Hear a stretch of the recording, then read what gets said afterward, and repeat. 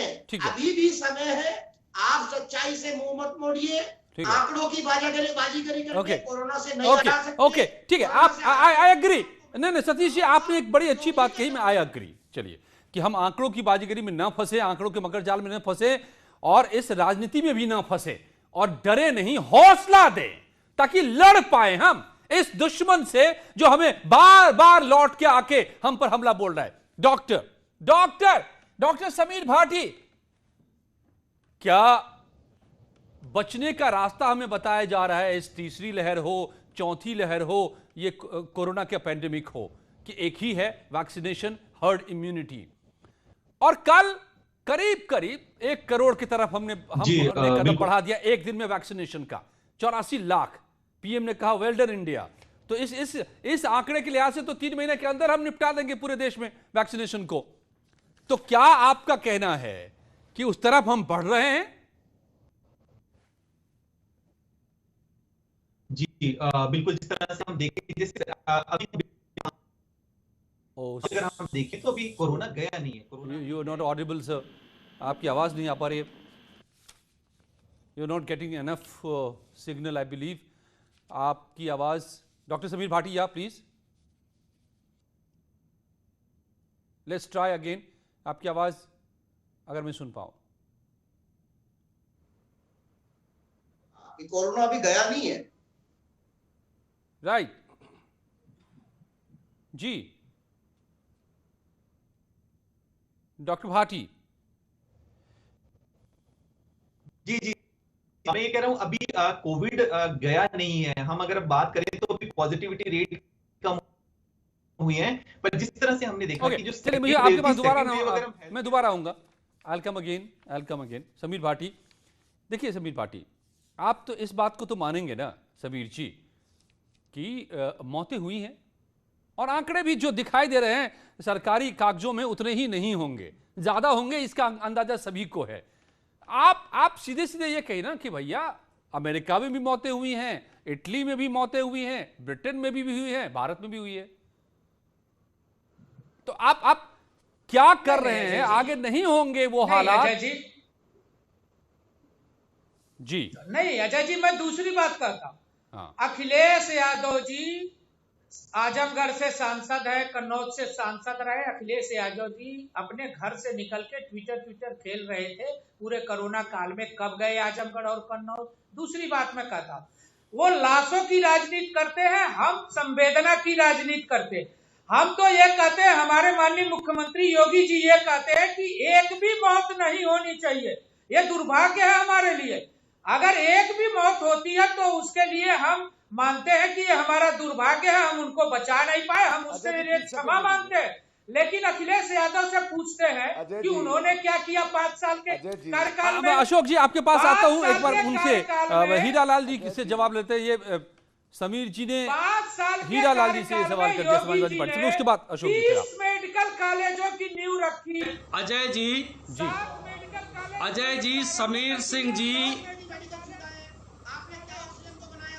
आपके पास कितना बेहतर विश्वास पहुंचता है, ये बात कीजिए ना। देखिए, संवेदनाओं का मामला मत बताइए, ये कोई भावनात्मक मुद्दा नहीं है, ये एक महामारी है और इस महामारी का इलाज ही होगा। ना ये हिंदू व्यक्ति, ना मुसलमान व्यक्ति, अजय जी, ना बीजेपी व्यक्ति, ना सपा व्यक्ति, ना बसपा व्यक्ति, कोई भी व्यक्ति जो भी इन्फेक्टेड होगा वो मारा जाएगा।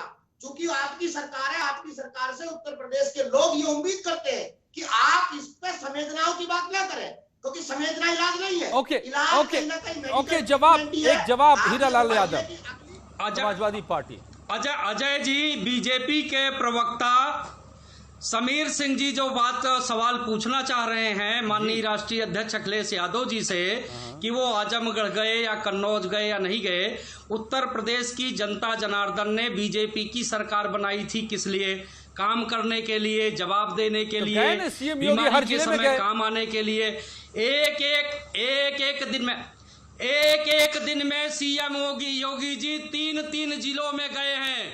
क्या कबड्डी का पाला चूमने गए थे योगी जी? मैं पूछना चाहता हूँ। नहीं, वो तो कोरोना के बाद भी 18 मंडलों का दौरा किए गए थे क्या? वो तो कोरोना के बाद भी 18 मंडलों का दौरा किया। अखिलेश यादव ने अपने कॉन्स्टिट्यूएंसी का 7 महीने का समय और बच रहा है। किसकी मदद किया? अखिलेश यादव ने सबक एक सिखाने नाम का बता काम दीजिए। करेगी। अरे अखिलेश यादव ने तो भ्रम फैलाया, कहा कि साहब ये भाजपा की वैक्सीन है, न लगवाइए। डॉक्टर भाटी जुड़ गए, अगर आपकी आवाज आ रही है तो। डॉक्टर समीर भाटी। जी जी, मैं कह रहा था अभी अगर हम बात करें तो अभी सेकेंड वेव पूरी तरह से गई नहीं है। हम देख रहे हैं जिस तरह से डेटा कम हुआ है, पॉजिटिविटी रेट कम आया है, पर अगर हम वैसे ओवरऑल देखें, यूरोपियन कंट्रीज में भी देखें कि थर्ड वेव आई है। अभी हमारा जो प्राइम ऑब्जेक्टिव है, हमारा जो मेन उद्देश्य है कि जो थर्ड वेव आने वाली है उसके एम्पलीट्यूड को कैसे कम किया जाए, उसमें बीमारी की गंभीरता को किस तरह से कम किया जाए। हाँ, जो वैक्सीनेशन ड्राइव है अभी संतोषजनक हो गई है। बीच में वैक्सीनेशन ड्राइव स्पीड अप कम हो गई थी क्योंकि उस टाइम महामारी बीमारी भी बहुत ज्यादा पीक पे थी, तो दोनों चीजों को बैलेंस करना थोड़ा डिफिकल्ट था। और कुछ पॉलिसीज में जिस तरह से चेंज हुआ था, जो हमारी वैक्सीनेशन ड्राइव डिसेंट्रलाइज्ड हो गई थी, उसकी वजह से भी थोड़ी जो है चीजें ठीक तरह से नहीं हो पाई। अभी जिस तरह से हम देख रहे हैं वैक्सीनेशन ड्राइव जिस तरह से सेंट्रलाइज्ड कंट्रोल हुआ है, उसके बाद जैसे ही अभी वैक्सीन शुरू हुआ है, हमें लगता है कि अब ये स्पीड इसी तरह से जारी रहेगी। और जिस तरह से हम कह भी रहे हैं कि वैक्सीनेशन इसमें सबसे बड़ा हथियार है, पर इसमें सबसे महत्वपूर्ण आ जाता है कि सभी का सहयोग। खाली इसके अंदर हम ये नहीं कह सकते कि कोई एक मिलकर इस जंग से लड़ सकता है। अभी हमारा जो सबसे मेन उद्देश्य है कि एक तरह से हम सहयोग देके एक दूसरे को और इस जो कोरोना महामारी से है लड़ें। अभी यहाँ पर इस समय हमारा ये नहीं है कि हम वो डेटा नहीं, डेटा तो अभी बहुत सारा आने वाला, बहुत सारी चीजों पे आने वाला। अभी तो हमारे पास पोस्ट कोविड इसके क्या क्या कॉम्प्लिकेशन है वो भी नहीं आए हमारे पास, तो ये डेटा तो आता रहेगा बिल्कुल। इसके ऊपर हमें काम करना है। किसी भी महामारी से लड़ने के लिए डेफिनेटली डेटा की जरूरत है, वो चीज हम अंडरस्टैंड कर सकते हैं, पर अभी समझना है कि अभी हमारे लिए क्या जरूरत है। जिस तरह से नए वेरिएंट आ रहे हैं और भी कई चीजें आ रही है, तो हमारा अभी मेन उद्देश्य होना चाहिए कि हम अपने हेल्थ केयर इंफ्रास्ट्रक्चर पे काम करें और सब चीजों पे काम करें, और आगे आने वाली महामारी या आगे आने वाली थर्ड वेव को हम कितना मिनिमाइज कर सके, इस तरफ हमारा मेन जो है सारा ध्यान रहना चाहिए। ठीक है, मैं क्या तो कैसे उसकी तरफ हम अब बढ़ रहे हैं कि नहीं बढ़ रहे हैं, और कितना सार्थक कदम कितने उठ रहे हैं, डॉक्टर भाटी ब्रीफली हमें ये भी बता दीजिए, क्योंकि एक बार हम जी, जिस तरह से हमने अभी पॉलिसीज में चेंज किया है कि वैक्सीनेशन ड्राइव सेंट्रलाइज्ड हो गई है, तो डेफिनेटली सेंट्रलाइज्ड कंट्रोल में अगर हम देखें फेज 1 और फेज 2 में वैक्सीनेशन ठीक चल रही थी, पहली बात ये। दूसरा, आगे भी हमारी जो जीनोम सीक्वेंसिंग है, जिसमें हम देख रहे हैं कि नए तरह के वेरिएंट का पता लगा सकें, तो जीनोम सीक्वेंसिंग भी अभी काफी बढ़ी है, तभी हम ये पता लगा पा रहे हैं कि ये नई तरह का वेरिएंट आ रहा है। उसके अलावा अगर हम देखें तो अभी हेल्थ केयर जो आपके मैन पावर है उसके ऊपर काम करना शुरू हो गया है कि हम अभी से ही अपने जो कोरोना वॉरियर्स हैं, जो पैरामेडिक्स हैं, वो तैयार करें ताकि आगे आने वाली वेव के लिए हम पूरी तरह से तैयार रहे। और काफी हद तक अब जो मेडिसिन का जो प्रोटोकॉल था, जिसमें पहले थोड़ी कंफ्यूजन चल रही थी, वो भी काफी हद तक क्लियर आ गया है कि कौन कौन से हमारे मेडिसिन के जो है ट्रीटमेंट के प्रोटोकॉल है जो कि फॉलो किए जाएंगे। तो उस तरह से सारी चीजें काम चल रहा है उसके ऊपर। ठीक है, और हम समझ जी right sir okay. Ashok Singh ji, Congress, जो आप कह रहे हैं कि क्या सरकार, आप श्वेत पत्र में आपने कहा कि कुछ नहीं कर रही है सरकार, तो अब कम से कम मैं यूपी की बात में देख रहा हूं और देश में भी